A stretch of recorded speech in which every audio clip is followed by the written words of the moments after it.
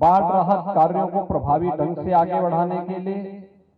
और पीड़ित परिवारों को आर्थिक सहायता उपलब्ध करवाने के लिए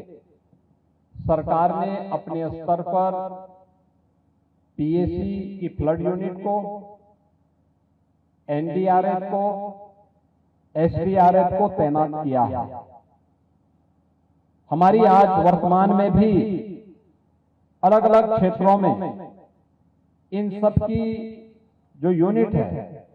वह प्रभावी ढंग से बाढ़ कार्यों का निरीक्षण करके वहां पर राहत कार्यों को प्रभावी ढंग से आगे बढ़ाने का काम कर रही है। एनडीआरएफ की 16 टीमें, एसडीआरएफ की 18 टीमें और पीएसी की फ्लड यूनिट की 31 टीमें वर्तमान समय में बाढ़ प्रभावित जनपदों में जहां कार्य कर रही हैं, वहीं इन सभी 21 जनपदों में 1250 से अधिक नौकाओं की व्यवस्था के माध्यम से भी नागरिकों के आवागमन के कार्यक्रम को सुचारू बनाने का कार्य किया गया है। जनहानि होने पर उस परिवार को 4 लाख रुपए की सहायता आपदा राहत कोष से, किसी परिवार का मकान पूरी तरह बह गया है या नदी में विलीन हो गया है, उन परिवारों को मुख्यमंत्री आवास योजना से आच्छादित करने की कार्रवाई भी की जा रही है। पशुओं के चारा के साथ ही अगर पशुधन की हानि हो रही है उसका भी कंपनसेशन दिया गया है।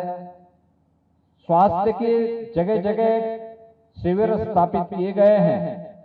और यह भी व्यवस्था की गई कि इस सीजन में कोई